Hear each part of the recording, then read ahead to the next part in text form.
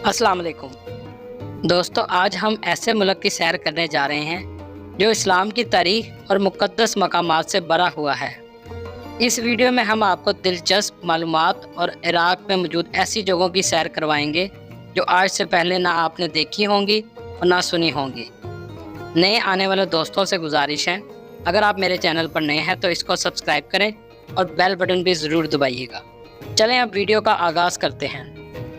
Iraq, जिसका पूरा नाम रिपब्लिक ऑफ इराक़ है, इसकी आबादी 3 करोड़ 72 लाख के करीब है। आबादी के लिहाज से इस मुल्क का शुमार 36वें नंबर पर होता है। बगदाद इस मुल्क का दारुल हुकूमत है और कदीम तरीन शहरों में से शहर है। इराक़ का परचम 3 रंग पर मुश्तमिल है। अगर हम इराक़ के बॉर्डर की बात करें तो मशरिक़ की जानिब ईरान, मगरिब की जानिब उर्दन और शाम, शुमाल की जानब तुर्की और जनूब की जानब सऊदीया और कुवैत आते हैं। इस मुल्क को किसी भी इतराफ़ से समुंदर नहीं लगता, इसलिए इस मुल्क का शुमार उन 43 ममालिक में होता है जिसे लैंड लॉक कंट्री कहते हैं। दोस्तों, इस मुल्क के लीडर सद्दाम हुसैन थे, जिसे इराक़ का आखिरी बादशाह भी कहा जाता है, जिसे अमेरिका के हुक्म ना मानने पर फांसी के तख्ते पर लटका दिया गया। अगर हम इस मुल्क के दिलचस्प हक़ाइक़ की बात करें, ये मुल्क तेल के ज़खायर रखने वाला तीसरा बड़ा मुल्क है। कहा जाता है कि दुनिया के सबसे पहले पहिए की ईजाद भी इसी मुल्क से हुई थी। आप ये सुन के हैरान होंगे कि 1 घंटे में 60 मिनट और 1 मिनट में 60 सेकंड का सिस्टम भी दुनिया को इराक़ ने ही दिया। आपने अली बाबा पर बनी हुई कहानियाँ और फिल्में ज़रूर देखी होंगी। इस कहानी को लिखने वाला भी इराक़ी था। दुनिया में सबसे ज़्यादा शहद की मक्खियाँ पालना और इनसे शहद हासिल करने का भी सेहरा इसी मुल्क को जाता है। ये मुल्क भी अरब मुल्कों की तरह गर्म है। इस मुल्क में शिया कम्युनिटी पाकिस्तान से ज़ियारतों के लिए बहुत ज़्यादा आती है। पाकिस्तान से बाय रोड भी आते हैं और जहाज़ के ज़रिए भी आते हैं।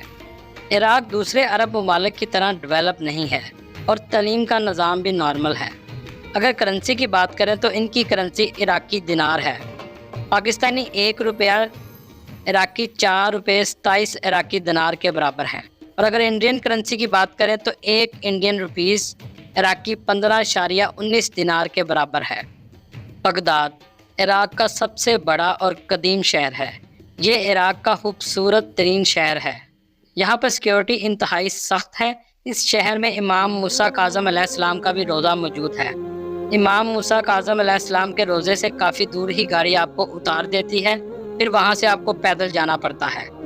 इस शहर में शेख अब्दुल कादिर जिलानी रहमतुल्लाह अलैह का भी रोज़ा मौजूद है। आपकी पैदाइश यकम रमज़ान 470 हिजरी में ईरान के सूबे करमान शाह के शहर गिलान में हुई।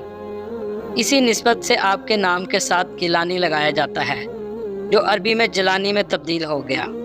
आपका विसाल 561 हिजरी में हुआ। शेख अब्दुल कादिर जिलानी रहमतुल्लाह अलैह के रोज़े के इतराफ़ में कमरे भी बनाए गए हैं, जो उर्स के मौके पर ज़ायरीन को दिए जाते हैं।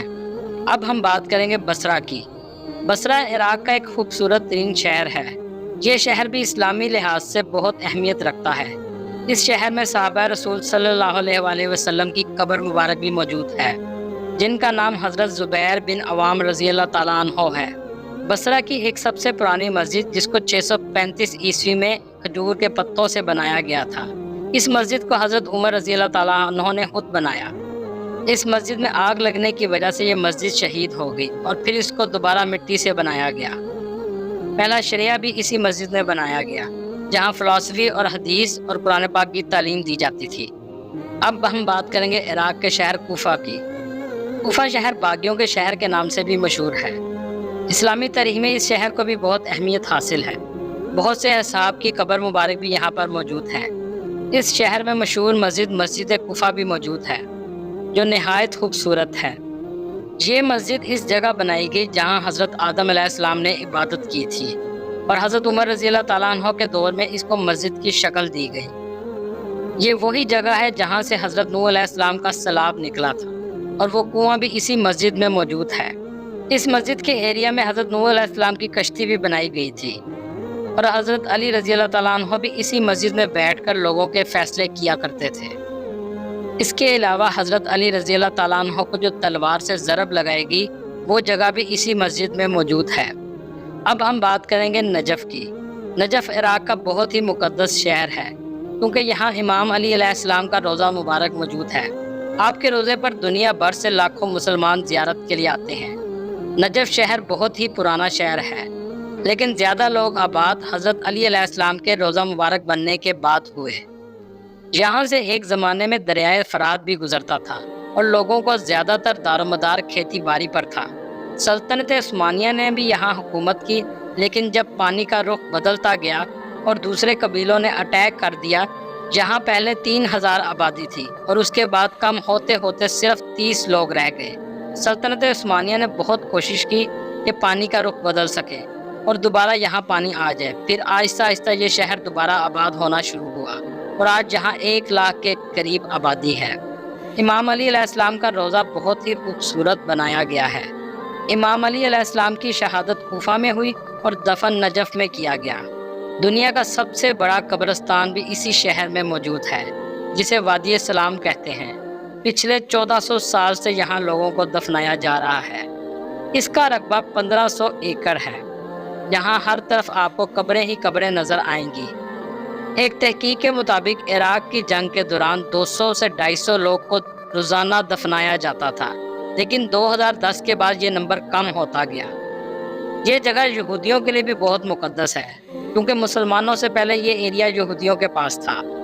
عراق کا شہر کربلا بھی اسلامی تاریخ میں بہت اہمیت رکھتا ہے۔ یہ جگہ بھی مسلمانوں کے لیے مقدس ہے۔